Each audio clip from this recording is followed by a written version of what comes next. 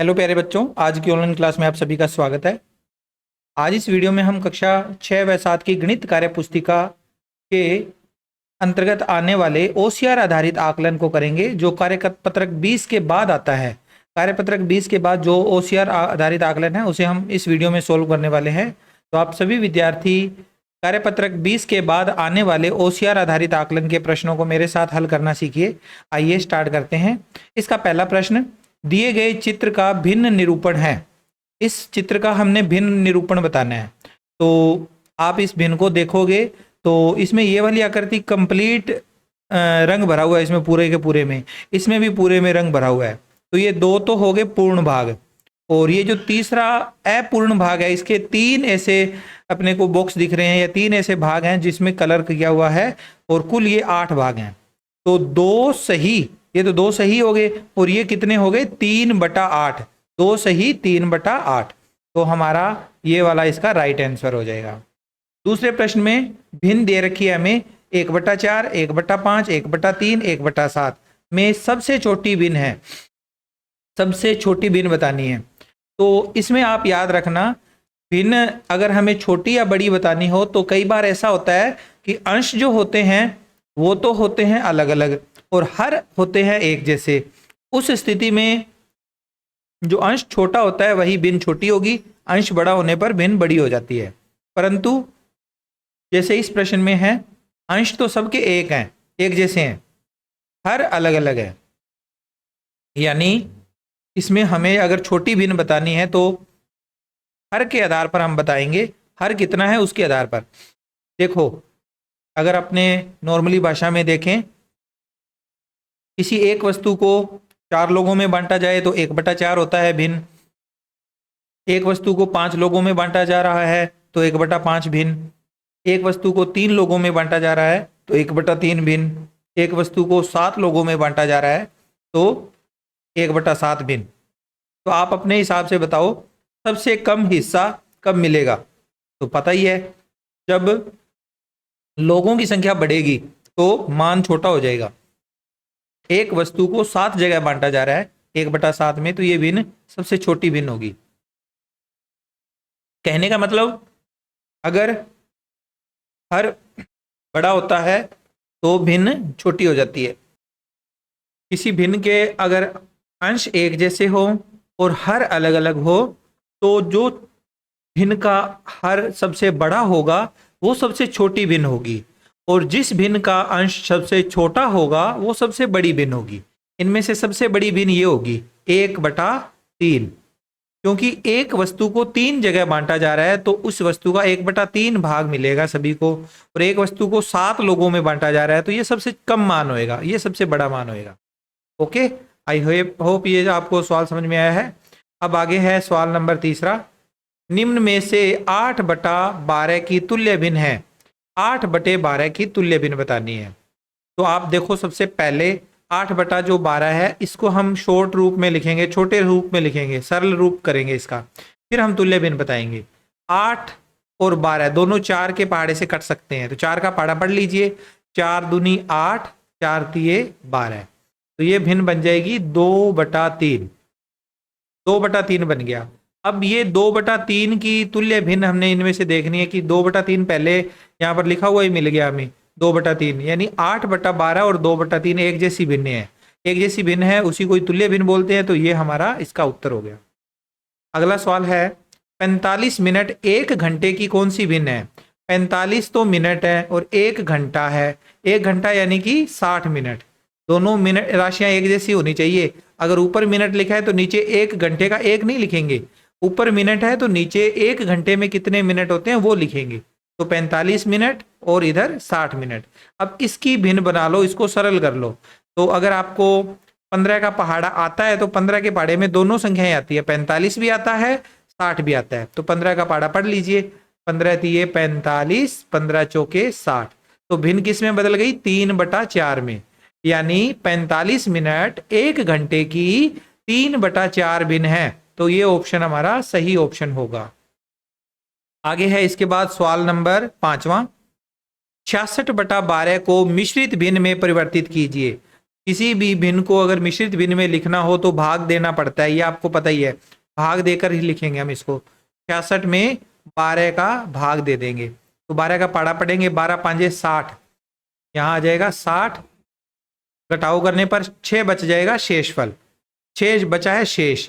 तो इस भिन्न का जो मिश्रित भिन्न का रूप होगा वो क्या होगा, जो हमारा पूर्ण भाग आया है वो तो है भागफल 5, और शेष कितना बचा है 6, 5 सही 6/12, 12 से भाग दे रहे थे तो 5 सही 6/12। इन ऑप्शन में तो नहीं है ये भिन्न। तो हम एक चीज और देखेंगे कि 6 और 12 किसी पहाड़े में कटते हैं तो इनको काट दीजिए, पहाड़े से कट जाएंगे ये, 6 के पहाड़े में दोनों ही संख्याएं आती है तो 6 का पहाड़ा पढ़ लीजिए, 6 एकम 6, 6 दूनी 12।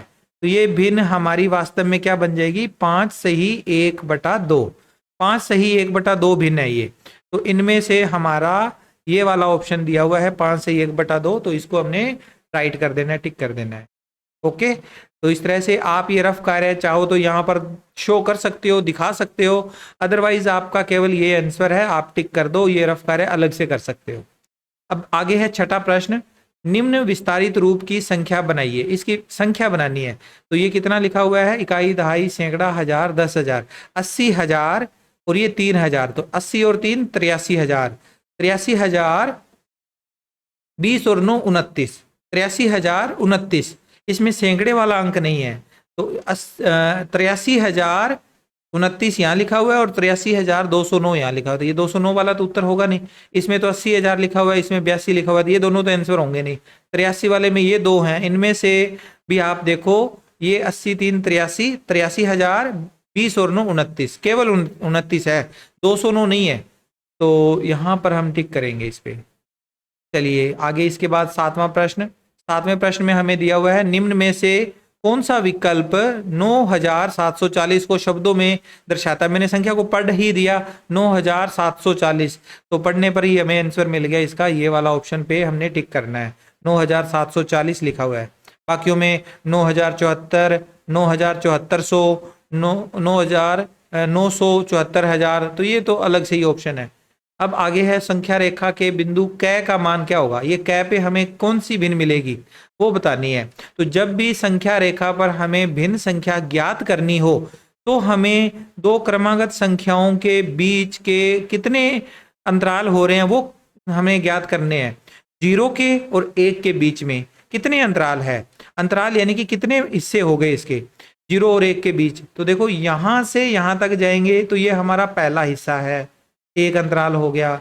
यहां से जब आगे जाएंगे यहां तक 2 अंतराल हो गए, फिर यहां से यहां तक जाएंगे तीसरा अंतराल, फिर ये चौथा अंतराल, यानी 0 और 1 के बीच में कुल 4 अंतराल है, 4 अंतराल है। और कै जो है वो दूसरे अंतराल पर है, तो पहला दूसरा, दूसरे अंतराल के ऊपर कै लिखा हुआ है, तो हम इस भिन्न को लिखेंगे 2/4, 2/4, 4 में से 2 अंतराल पे है ये 2/4, लेकिन आप ऑप्शन में देखोगे कहीं 2/4 आपको नहीं मिला।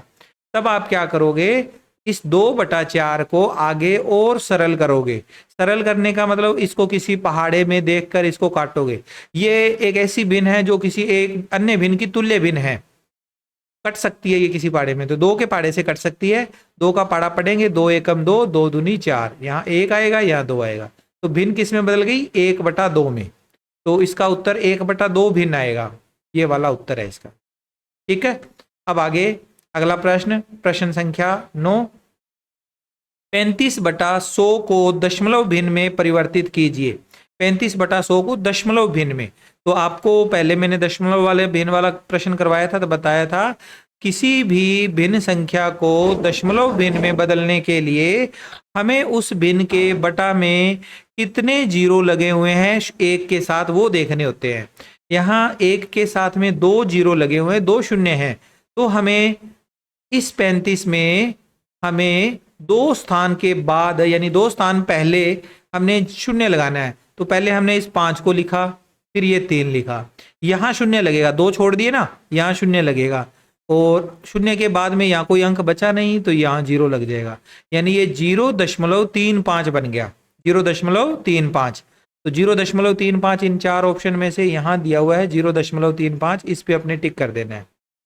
बटा में जो 100 लगता है तो 2 अंकों के बाद शून्य आएगा, बटा में 1000 लगता है तो 3 अंकों के बाद शून्य आएगा, और बटा में अगर 10 लगता है तो केवल 1 अंक के बाद में शून्य दशमलव चिन्ह आएगा। फिर आगे है 10वां प्रश्न, निम्नलिखित में से किस संख्या में 5 का स्थानीय मान 500 है? 5 का स्थानीय मान कितना होना चाहिए? 500। 500 होने का मतलब क्या हुआ? 5 जो है सैकड़े के स्थान पे आएगा। 500 का मतलब 5 सैकड़ा। तो हमें इन 4 ऑप्शन में से वो संख्या चुननी है जिसमें सैकड़े के स्थान पर 5 आया हुआ हो। इसमें देखो इकाई दहाई, दहाई के स्थान पर 5 है तो ये हमारा आंसर नहीं है। इसमें इकाई दहाई सैकड़ा, सैकड़े के स्थान पर 5 आ गया तो ये हमारा उत्तर है। ठीक है, बाकी ऑप्शन में देखो यहाँ इकाई के स्थान पर 5 आया हुआ है, यहाँ पर हजारवें स्थान पर 5 आया हुआ है, तो ये हमारा आंसर रहेगा इसका। तो बच्चों हमने इस तरह से कार्यपत्रक ओसीआर आधारित आकलन हमने कंप्लीट कर लिया है। आई होप आपको प्रत्येक प्रश्न अच्छे से समझ में आया है। फिर भी अगर आपका कोई डाउट है तो आप इस वीडियो के कमेंट बॉक्स में कमेंट करके मुझसे कोई भी डाउट है वो क्लियर कर सकते हैं। मैं यथासंभव आपका तुरंत मदद करने की, कमेंट का रिप्लाई करने की कोशिश करूंगा। Take care, bye bye.